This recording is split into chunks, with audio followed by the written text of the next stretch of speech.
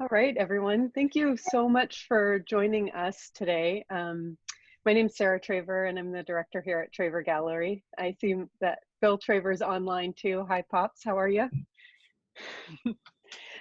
We are just so thrilled to be showing Andrea's work in the gallery right now.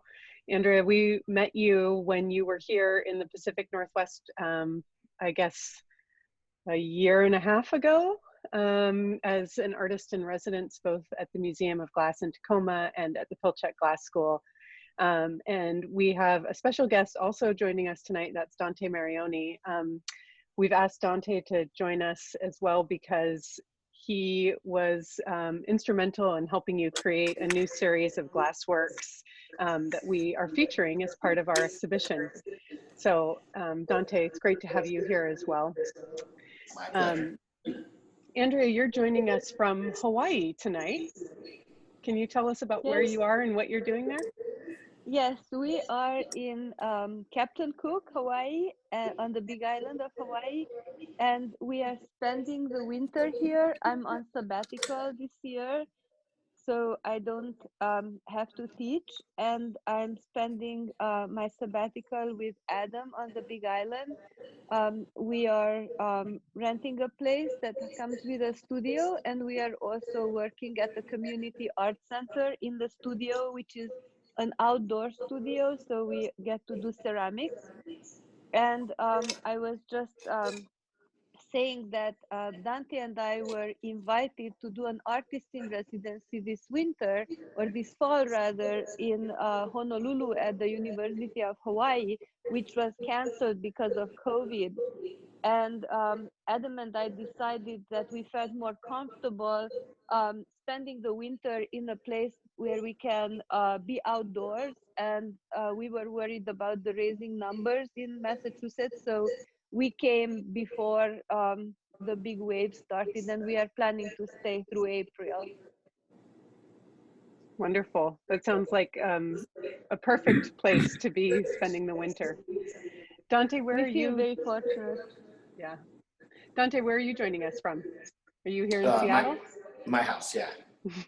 He's here in Seattle. Yeah, sorry. No problem. Well, so Andrea, this is your first show with the gallery, so I'm just going to do a quick little read of your bio for those folks who are joining us who may not know about your background. And Dante, I'll do the same for you.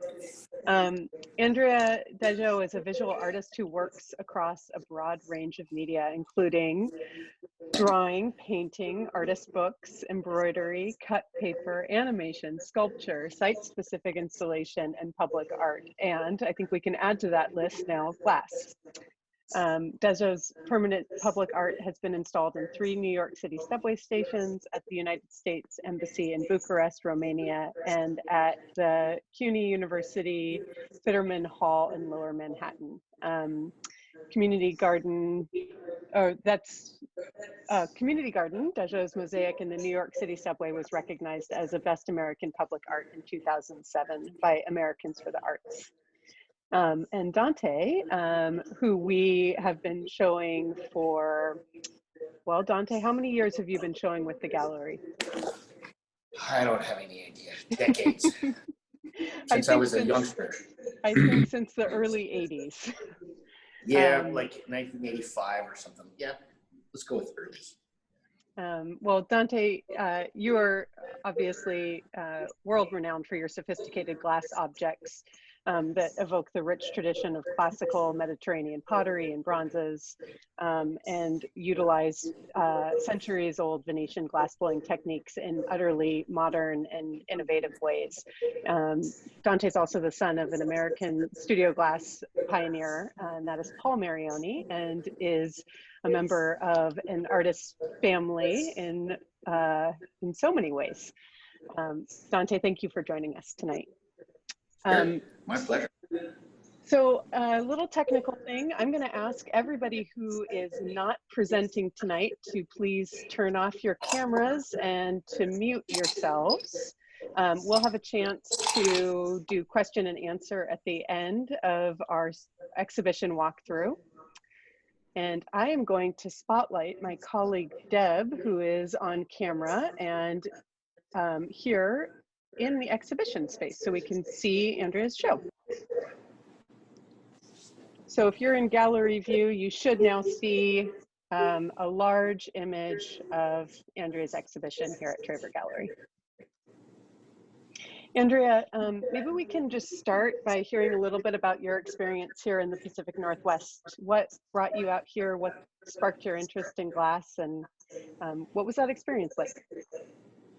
Thank you, Sarah, and thank you everybody at Traver Gallery who made this possible to have the show, to have the conversation right now.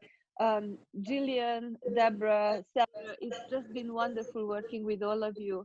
And so the way glass started for me was a very unexpected, to me at least, unexpected route, which was some years ago, I got invited. I was fortunate enough to get invited to Pilchuck Glass School to do an artist in residency. And Tina Alfiero invited me, who was the director of the program at the time.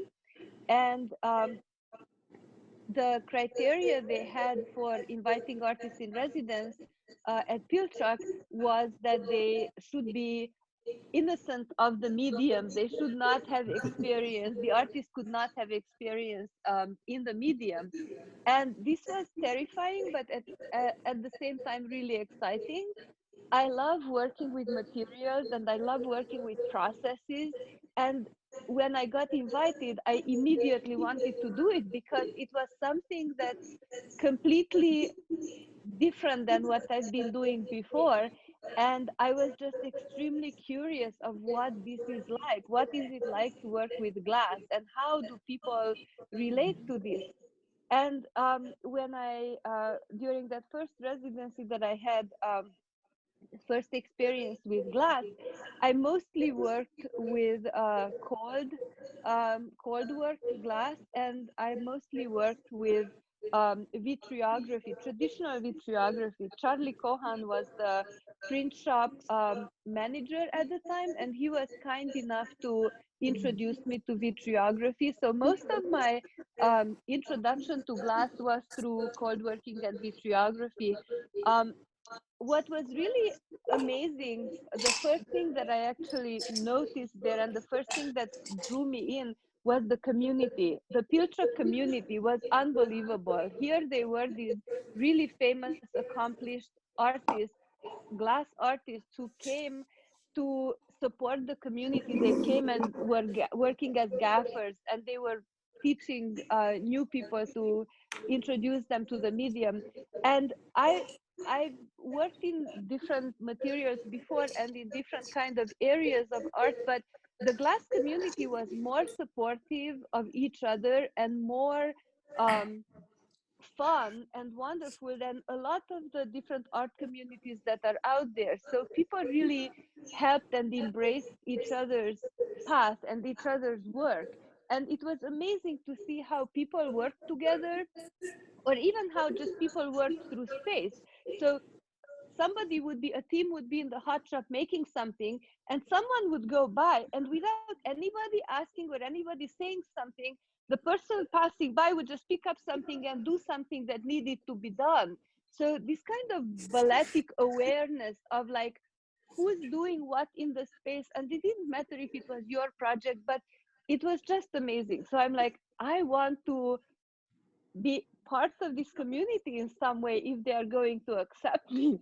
And so that kind of was the first thing. The gaffers when I was there were Jeff Ballard and Courtney Brennan. And Jeff was actually the first person who introduced me to this idea of Graal.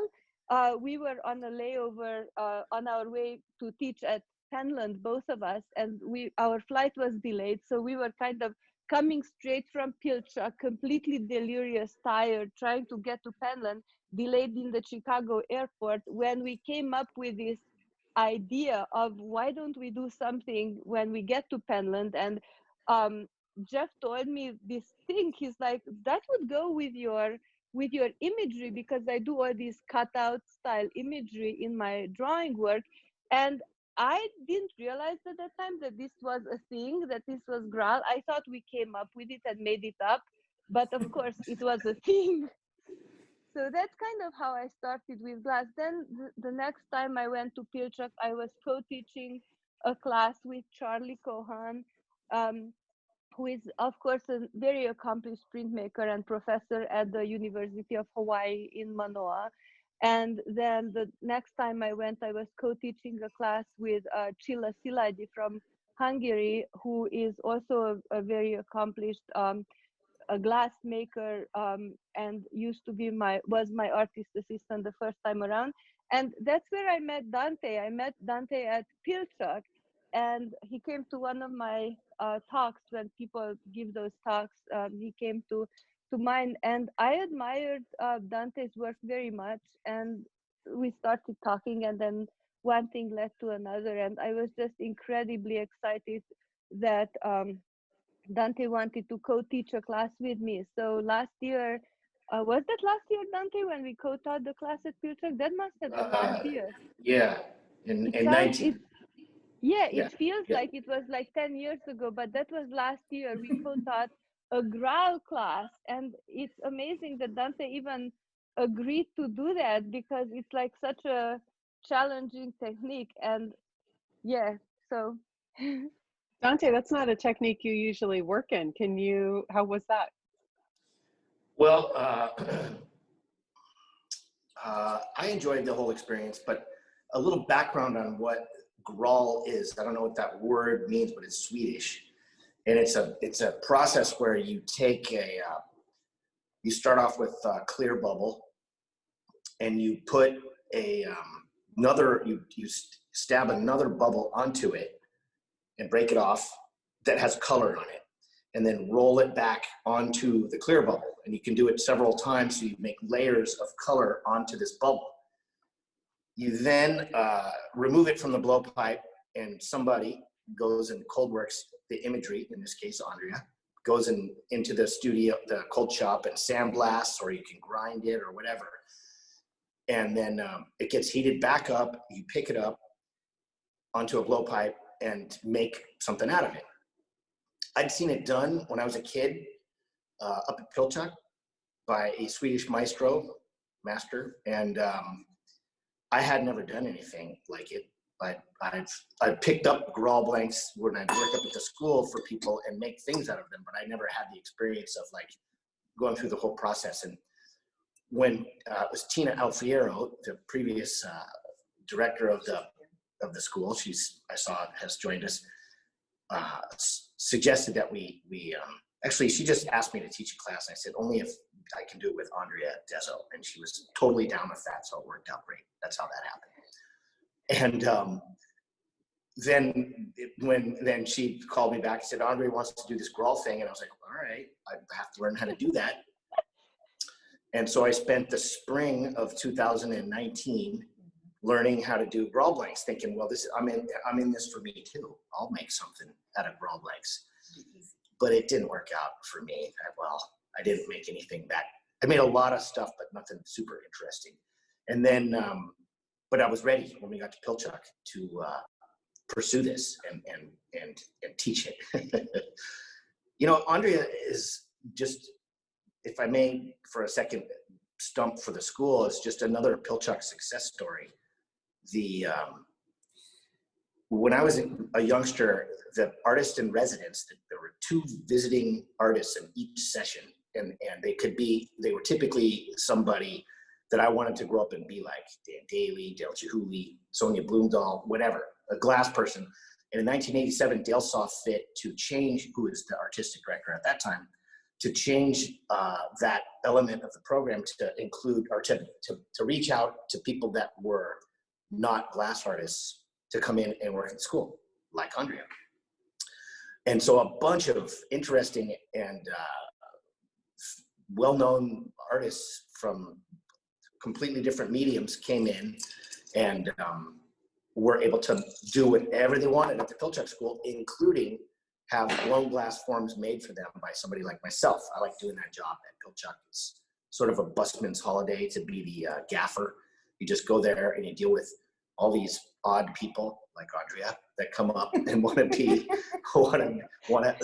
just experiment and try something they otherwise could never do. And she just has, did a brilliant job with all the different disciplines, the glass blowing and the what do we call pyrovitriography? Is that what we're looking at? Pyrovitriography, yes. Yeah, which I think you made up that name. Yeah, Adam did. Adam Gervich made up the name. Okay, Adam gets the credit for that, but it was pretty good. And, it was just super fun to participate and to work with Andrea. And I've been around lots of people who are discovering it for the first time and their sense of wonder and how excited it is. Whereas for me, I have grown up around this. I don't get as excited as easily, but I feed off that. And I really enjoy being around Andrea and making stuff. And I hope that we actually get to do something like this. I was disappointed, obviously, that we couldn't go to do the thing in Hawaii together. I was really looking forward to having some time to develop the glass pieces, but next time. Next time. Yeah, next time.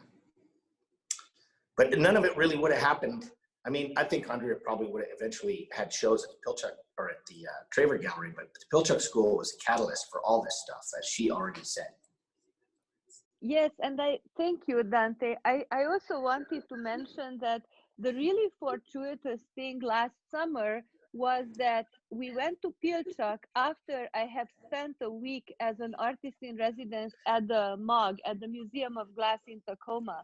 And that was like an amazing prelude to our collaboration because I worked with MOG's amazing hot shop team and cold shop team, Ben Cobb, Gabe Feehan, Nick Davis, Sarah Gilbert, and Christine Elliott, the dream team, I would say, to kind of get immersed a little bit in how we do grass. And so Dante was generous and wonderful enough to make all these Graal blanks that he dropped off at the MOG. So we didn't have to spend time with creating the blanks and using up precious hot shop time by making the prime material, but there were all these great blanks like all ready to go, and we could just start working.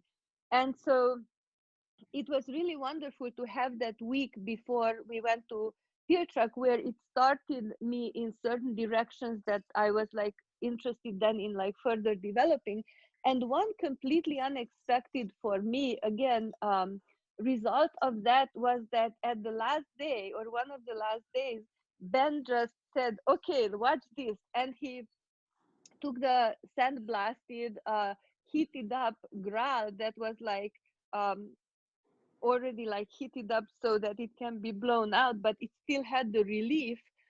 So all these colorful layers that you're seeing in the glass pieces right now, the black color, for example, or the darker color, for example, were actually relief on top of the surface of the glass. And so Ben just took that blank that was having those relief pieces that was hot, and he rolled it over a watercolor paper. And I just couldn't believe how exciting that was, because the hot glass just etched this image, burned this image into the paper. And I just immediately wanted to do this all the time. And so when we went to Pilchuck, not only did was Dante like a really good sport and like just indulged my curiosity in Graal, but I told him, you know what, we have to try this pyrovitriography thing. It's amazing. And he was like, okay. And so that's just kind of like one of the really amazing things, that Dante is so adventurous that he is really willing to go in unknown places with the work and to just try something that might, not end up working or being weird. And there's no thing like I have to protect my image of like I can't mess up or I can't show like I'm struggling, or there's none of that concern. It's all about having that experience and exploring and experimenting and having fun which was just so wonderful, and I really appreciated that. And I just want to say one little story which I thought was just so amazing, where where it kind of also shows how Dante and I approach things from really what I think is like diametrically opposite or 90% opposite places, and kind of having um that kind of having those two views kind of come head to head. I really appreciate that too. So this is what happened. We were making one of these graal pieces, this like with the cutouts and everything. And we decided that this one we are not going to make round, but we are going to make kind of flat almost, so that it has an image on the front and an image on the back. And then on the sides where the vessel is more flat or the form is more flat, it's going to, you know, have another kind of approach. So I created the cutouts, I created the pattern on, or the imagery on the piece with that in mind, that this piece will have like a front, a back, and two sides, rather than it's all around it. So we are in the hot shop doing this, blowing it up and all that kind of stuff. And the moment comes when we have to decide where is it gonna flatten, like what, how is it going to look. And I also have to mention at this point Krista Westbrook and James Devereaux, who are our extremely talented and wonderful TAs in the class. And they were all in there, like doing the thing that had to be done. And I was like on the sideline. At a certain point, Dante says, "So Andrea, does this piece have a front and a back?" And I'm like, "No, it doesn't." And he's like, "Really? It doesn't have a front in the back?" I'm like, "No, but wait a minute, it has sides."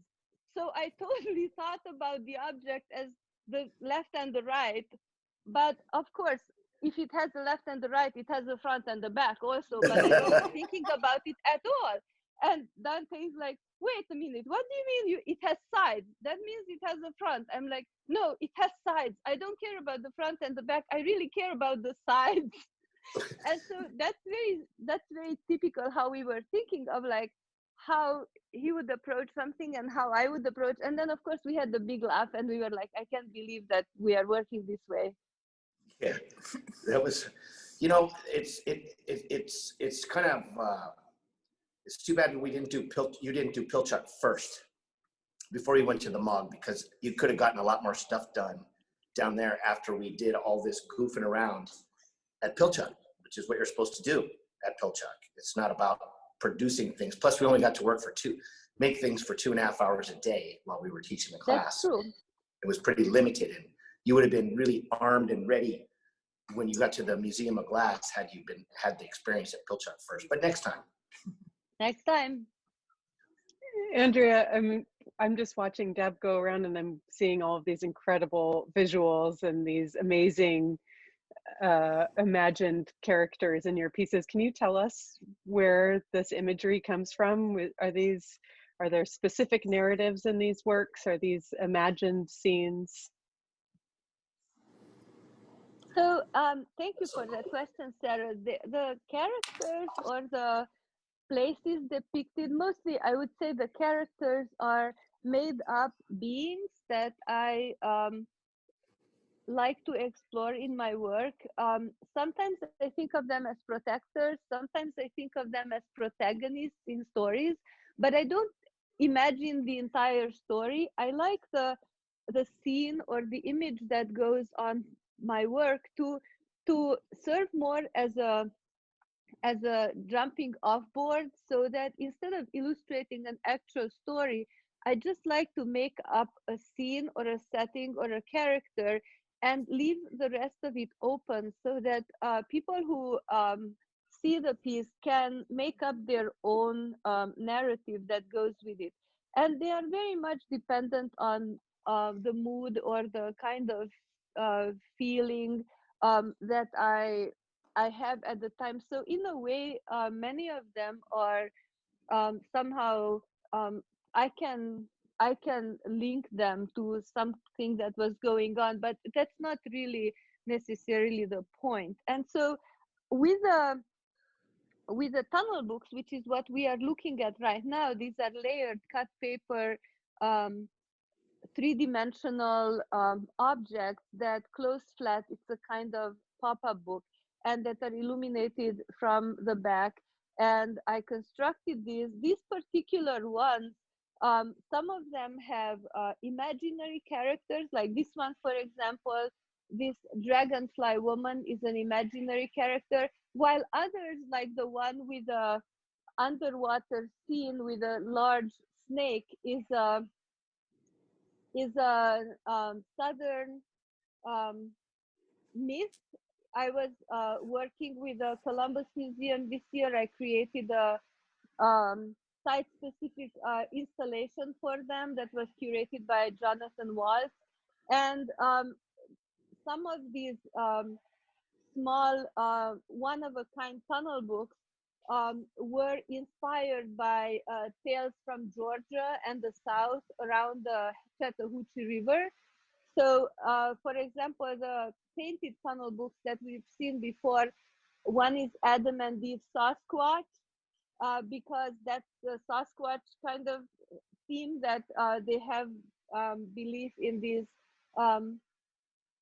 well, I don't want to say imaginary, but more like, yeah, well, I think I can say imaginary. We can pretty much sure say that Sasquatch is an imaginary creature. And then the other one is The Watchers, which is also a painted tunnel book next to the Adam and Eve Sasquatch, which are these creatures that you can come upon in forests if you're not too careful.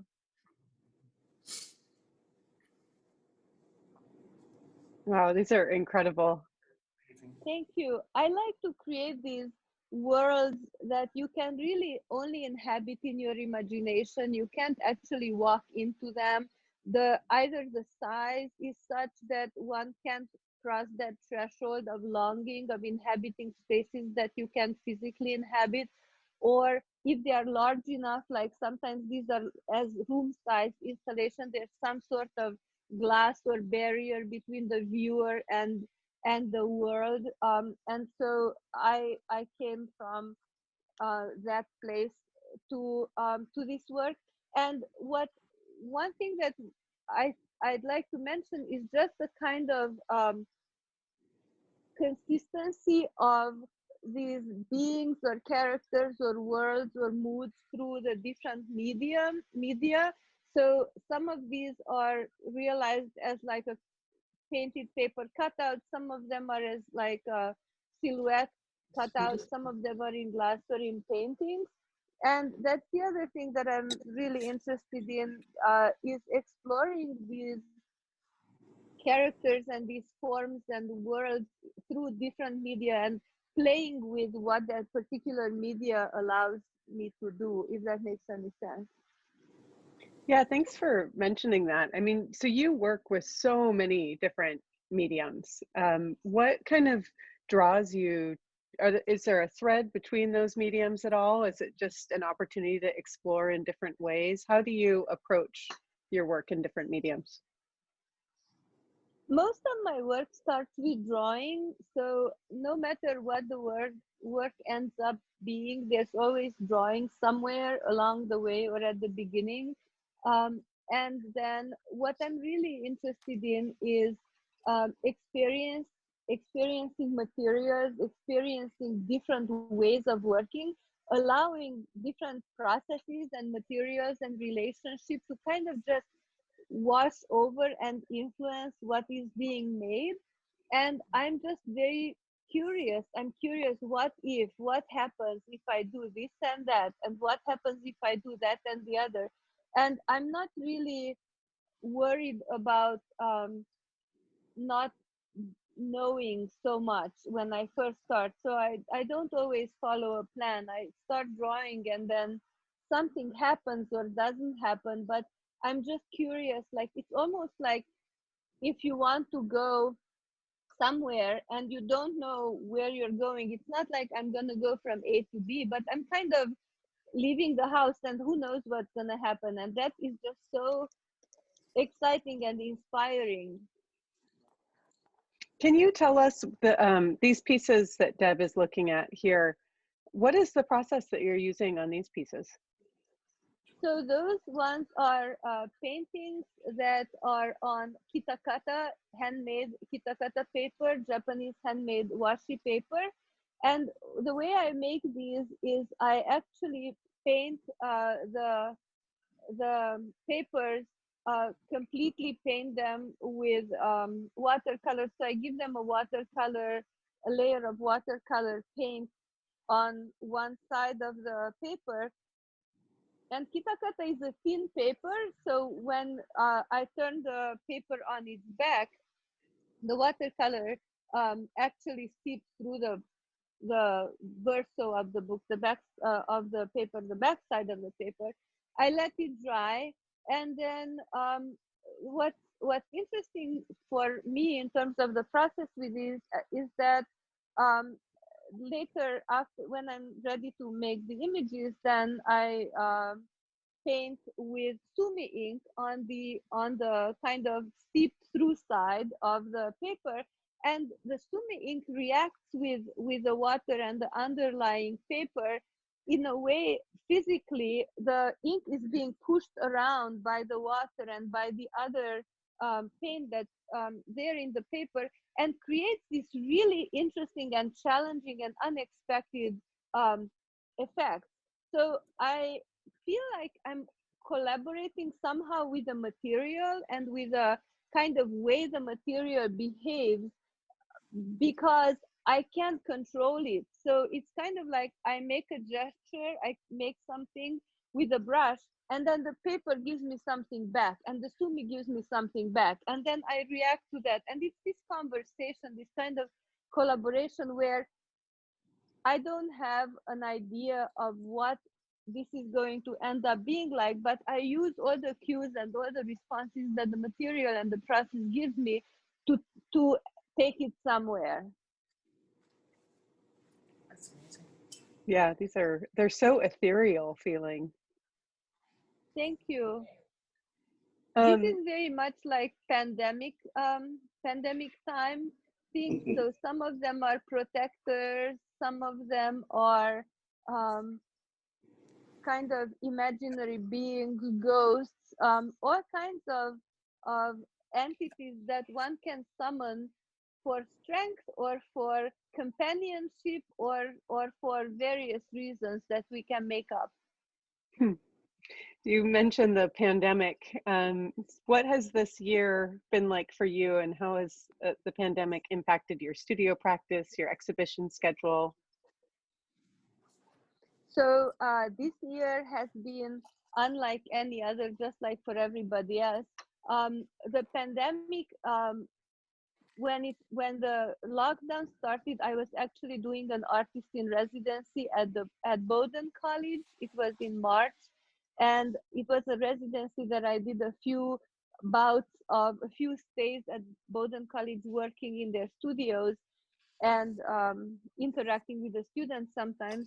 And so this was the last part of my residency where I was there, and at a certain point it was just us in the studio. Everybody was gone and the campus was empty. It was also spring break, but then we went home, and from then on we haven't had somebody in our home. We haven't been in someone else's home since, I guess, at this point, January or February. And at the first weeks or months were this kind of unknown, where nobody knew what this is going to mean and how everything is going to happen. So I had a couple months there when all I wanted to do is create paintings of my rugs at home, and I did that. And this was a thing where I wanted for some time now to make some paintings of my rugs, but there was always something more pressing than that. But with the pandemic, I just thought, you know what, now or never, I'm gonna paint the rugs, and this is what's gonna happen. So I did that, and I found myself, the way things were for me, where we had to go on teaching online and all that stuff. I also worked as a professor at Hampshire College during this particular part of the semester, it was really strange because none of us knew how to do any of this online teaching thing. But slowly, we kind of got into a way of dealing with things that kind of felt like they resembled the sense of normalcy. I did a lot of gardening. I did a lot of engaging with things that became part of my creative process that before I just always put off. And that was kind of really nice to give permission to do those things. And then, of course, we were at home most of the summer. All summer, we spent a lot of time outside and swimming and all that. But all the residencies that I was supposed to have were put on hold. All the exhibitions that I had, which is four solo shows this year, were all remote, or maybe the museum didn't even open for visitors. Everybody could just experience the work online. And it was like that. But I think towards the kind of late summer, we came up with this idea that winter is going to be hard. It was hard the first time around. We usually live in Amherst, Massachusetts, so New England winters are cold and dark, and so we just thought this might be a good time to do the travel. I also got a new job at so I left Hampshire and I got a new job at RISD, where I will be teaching starting in the fall.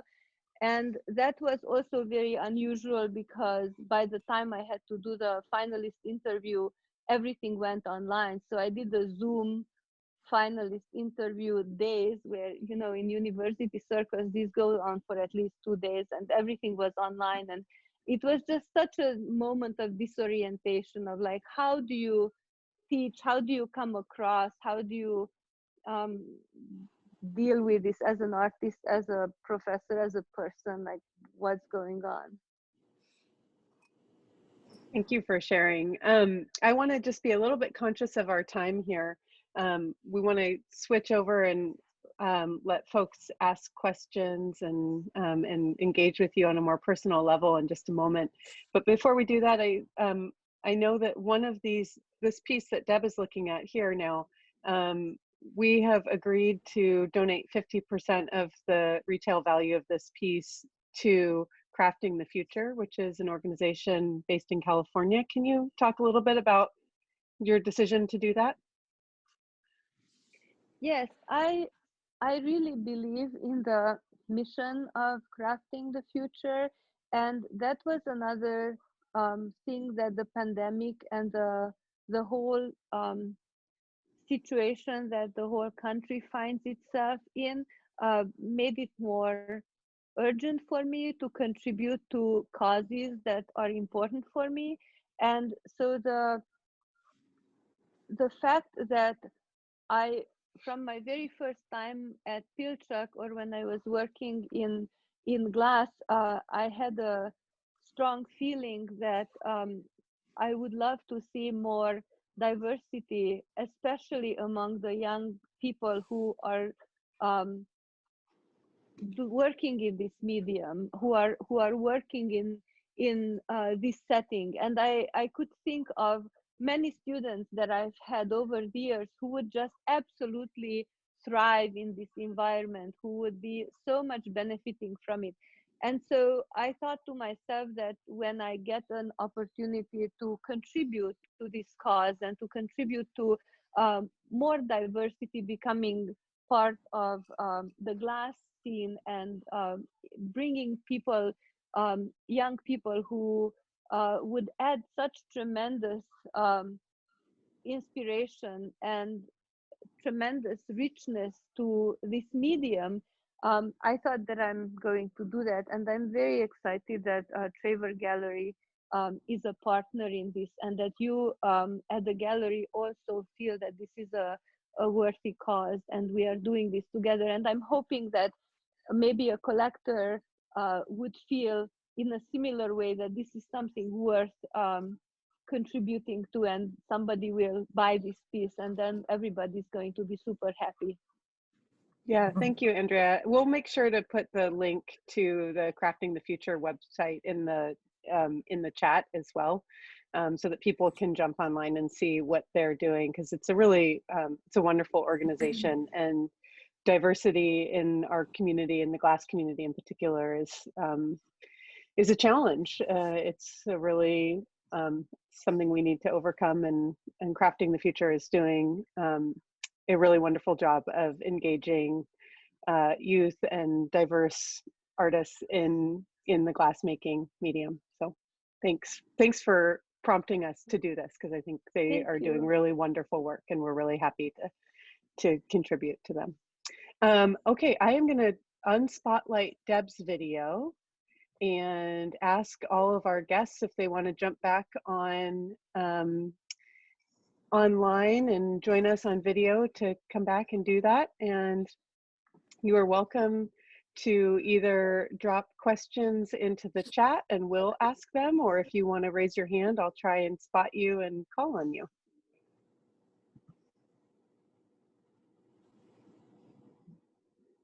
Dante, while we're waiting for folks to come back online, how has your pandemic year been? What have you been up to recently?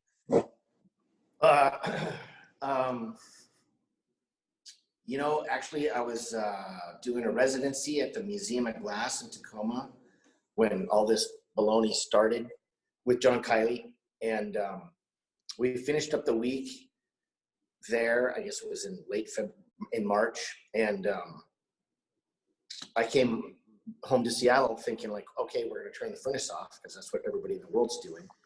And I work with Yanis Pozniak in my studio, and he was like, no, we got to keep it on, blah, blah, blah. And we ended up quarantining together. And I had a great year working on new stuff. And I feel bad for saying it, but it's been one of the best years I've had, 2020. I've been able to focus, and I had a whole bunch of trips that I was supposed to go on all over the world canceled, which I'm cool with. So I really didn't do anything but focus, which is great, because glassblowing is not like a glassblowing studio seems like it would be a really good way to spread anything. Everybody's in there together, all at close quarters, and blowing on the pipe and stuff like that. And I just feel like it's been a good time for me or it has been a good time for me to focus and not get sick. I don't know. You caught me off guard there, Sarah. Sorry. Oh, no, that's okay. Thank you. Thanks for sharing. Does anybody have any questions for Andrea or Dante or both? Yeah, Andrea Darby. Yeah, hi, this is John Darby. And Hi, John. I have a question about collaboration. And I'm really interested to hear if Andrea or Dante could remember a conversation that they had together when they were in the process of doing one of those pieces that we saw in the gallery. Does that make sense as a question? Can you remember actually a little dialogue they had that went back and forth about how that process went, the collaboration process? Dante, do you remember something? No, not especially. I mean, no, I can't say I do anything specific, but like I said, the last time I commented, except for 30 seconds ago, was when I talked about how it might have been better if we'd done Pilchuck before she went to Museum of Glass and had the residency, or she would have been more productive there because she could have learned so much more from all the experimenting that we did. And it was, I mean, it qualifies as dialogue, but it's more like kind of in the heat of the moment, literally speaking, like while we're in the glassblowing studio, that story that Andrea related about, like, no, it doesn't have a front and a back, it only has sides. And I was like, what? You know, that kind of thing. I don't really remember that happening, but that's what it's about. That's what the educational process is all about. All the students that we had got to witness us figuring that out in the moment, but we weren't really collaborating per se, like in that both our names go on the finished piece and we decide on this. I was trying to facilitate Andrea's ideas the whole time we were up there. That was what I was interested in doing, was working with this person that hadn't been around it and had a bunch of cool ideas and whose work I really admired. So I felt like it was more, less of a collaboration and more just me being a helper to her. And I don't know if she looks at it that same way, but we had lots of meaningful dialogue about doing things, but it wasn't like about doing things together. I was just saying, this is what you can do, and this is how we can do it. And the people at the Museum of Glass had a different idea, like to get specific for a moment, the way that they made a raw blank, they would want to then make it and then put glass inside of it and blow it up so that the outside skin of the piece was the raw blank itself. Whereas I was like, no, you pick it up and gather clear glass over it and make an object out of it. And so that was a learning thing for me. That was one big thing for me right from the beginning, because Andrea said, oh no, we do it this way. And I was like, what? No, that's not how it's done, because I'd only seen it done one way. And I took that away from the experience. I think it was way more of a learning experience for Andrea than it was for me, because she was in my house, the Pilchuck Glass School, blowing glass, whereas that's all I've ever done. And she was, relatively new to it. Dante, one thing that occurs to me is that as somebody who's blown glass for most of their life, you have a vocabulary, a way of communicating about kind of making objects and working on a team that is probably really different than most artists. And Andrea is somebody who works in a studio on your own most of the time, just conversing with yourself and making decisions independently. How did you find it, kind of having to communicate with a team and find words for how you wanted to express yourself in this new medium? Is this a question to Dante or to me? No, that's to you. Sorry. Oh, okay. Well, it was really nice because Dante is very encouraging and not at all intimidating. So I felt like I can just say stuff and do stuff and come up with stuff which might or might not be the right way of doing it. But also, there were conversations that we were just like having a lot of fun, where so the way we create these images on the Graal is actually, I cover the piece with buttercut, the blank with buttercut, which is a kind of masking medium. It's like like a vinyl kind of thing.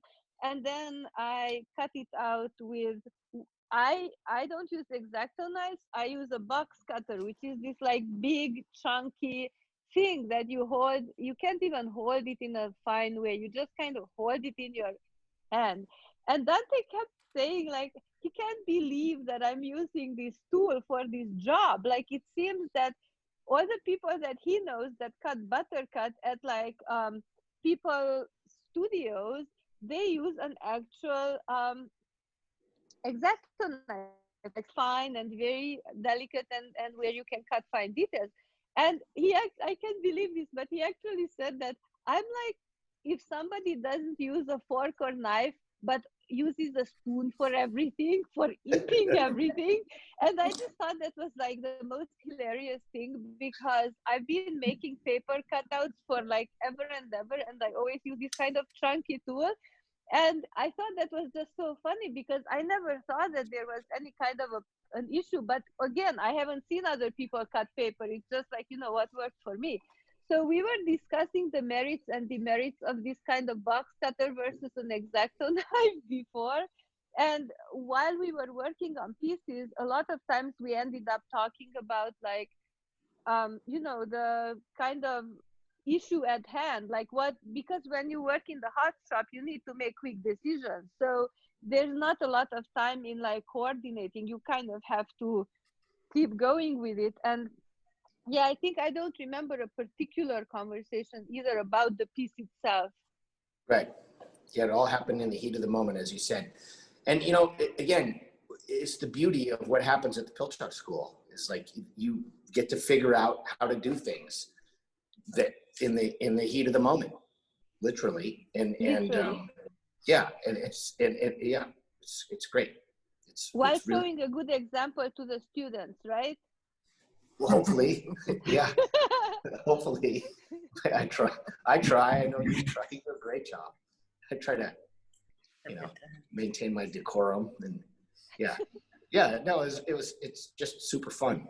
And like I said earlier, what Dale Chihuly, his idea about the artist in residence program, which is something that Andrea's participated in as an artist in resident, was to bring people who don't work with glass into doing it. And this is great. Andrea's ended up making all this different work.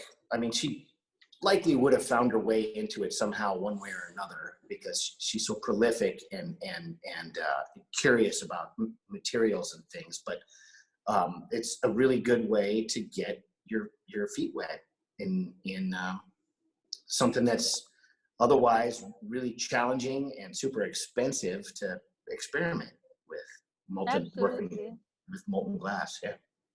And When you're an artist in resident at the school, the first one's free. After that, you have to pay. and it's also very, I mean, for me it was at first when I went to Pilchuck and I was an artist in residence, it was so intimidating to work with gaffers, even though the gaffers were super nice. But I didn't know ahead of time that I'm going to have all these gaffer sessions as an artist in residence. And Right. so when people were like, okay, so these are your gaffer sessions, I had a nervous breakdown before each one, because I'm like, what should I ask them to make? I will disappoint them. These guys are really good. I can't like let them down and ask them to do something that's like super easy and they've done it already and they are over it. So I kind of felt like, even though I was like coming to it as a complete novice and anything they would have done for me, it would have blown my mind. I was like, I have to catch up with this really quickly, because if I'm going to disappoint these gaffers, it's going to be a disaster. This can't happen. And Cilla Szilágyi, who was my artist assistant back then and has a master's degree in glass from university in Hungary, said that what was interesting for her, she was the first time artist assistant, is that every day I would ask her that we do something that she said her first reaction was always, that can't be done. And then the next thought was like, well, why can't it be done? And have you ever done it? No. Why do you think it can be done? My teacher told me. Has your teachers tried it? No, it's a tradition, it can be done, so let's try doing it. And that's kind of how one thing led to another, and next thing we are doing like really strange and new things. And I hear what Dante is saying about the order of Museum of Glass versus Pilchuck, but I felt like at the Museum of Glass, it was like such an amazing opportunity to work with that entire team. Like there were 5 of them, and each and every one of them is amazing, and they can do anything and everything. And so just to kind of even do the pyrovitriography alone would have been like kind of a way of like just a mind-blowing experience that leads to a whole new body of work. But then that and the glass pieces together, I felt like when we came, if I would have gone to Pilchuck first, I might not have known about the pyrovitriography. So it's really good that I could do both. Yeah, because I probably would have, if you suggested it, I would have said, no, that's impossible. You can't do that. As gaffer. I would have said, no, I don't want to do that. I mean, it's just, it can't be done. And instead, you figured it out first, and then we were able to. I basically, when we were at Pilchuck, and she explained to me about what they did, Ben and the crew at the Museum of Glass, how they picked up the Grawl blank that had the relief on it and then rolled it over the paper. So it wasn't my idea, of course. I said, well, if I made like a glass rolling pin and then you sandblasted your imagery onto it, and we used it expressly for that purpose, we could make, I actually have some displayed behind me.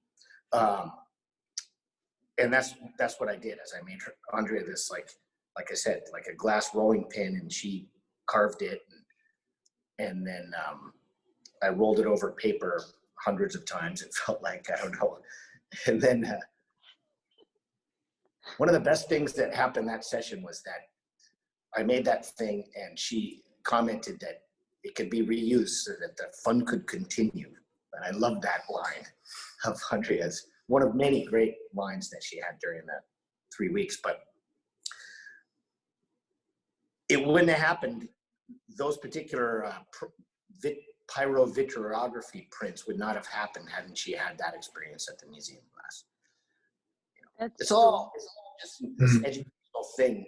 And if you're somebody that's really good, knows what they're doing creatively, you can utilize all these resources that you have, like the access to the gaffer, or working in the print shop, or anything else that's up at the Pilchuck School or the Museum of Glass for that matter, and make something cool. And that's what Andrea's doing. That's what's been going on. That's what we were doing. You know, all of this makes me think about, people always ask, what's the difference between the European glass movement and the American studio glass movement? And what you're talking about is all about what the American studio glass movement is about. Yeah, it's just, it started off with a bunch of hippies that didn't know anything, experimenting. And then Dale put the Pilchuck School together in 1971, and people from all over all the masters, if you will, of glass making, whether it's artistically inclined from the get-go or industry or whatever, all sort of came together at the Pilchuck School every summer, and cool things happened. And it just made it turned it into a global community, you know? And you can see it happening in Europe now, where all the large factories and glassblower facilities are closing down, only to be reimagined as studio movements. Yeah, it's true. Yeah, it's true. And then again, to underscore the significance of what Dale had in mind in that first summer in 1987, when there was no glass artists, artists in residence. It was just a bunch of, sort of mid-career New Yorkie sculptor types, for lack of a better description, showed up, and we started working with people who had never been around it, just trying to introduce the medium to people that weren't familiar with working with glass. And Andre's an outstanding example of what that whole thing, Dale's vision, has been about.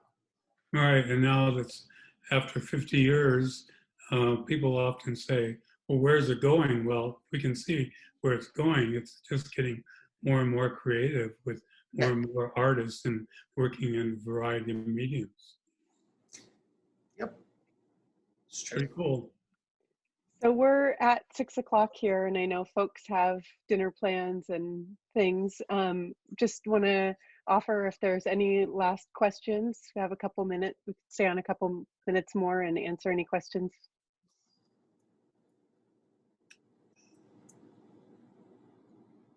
And if not, have you been eating lots of pineapple, Andrea? I haven't even eaten one. Really? I have to say, but I have eaten a lot of mangoes. It was mango season. The mango season is just over, and I thought that I knew mangoes before when I was getting them at Whole Foods. OMG, was I wrong? It's amazing. You didn't get to eat lots of mangoes when you were a little kid in Romania? No, I haven't eaten anything in Romania. We didn't have any food. It's like a miracle that I'm still around. In fact, I was always feeling extremely lucky that I wasn't whatever happened to the characters in the Brothers Grimm fairy tales didn't happen to me, where when the kids ate too much, the parents put them out by the woods. Ooh. That could have easily happened in the 70s and 80s. I'm sorry. Thank you, everyone. Thanks, Sarah. Andrea, Dante, It's okay. thank you both so much for doing this with us tonight and Oh, yeah. giving everyone an Pleasure. opportunity to see this exhibition and hear from you both. And thank you all for joining us. This was really fun. And I hope you'll check out Andrea's work on our website. And if you're in Seattle, come by and see us. We're here. We're open. We'd love to show you around the show. Thank Take care, you. everyone. Bye. Andrea, Thank enjoy the you. warm weather. Thank you. Bye. Thank you. Bye. Bye. Say Adam. I'm sorry? Say hi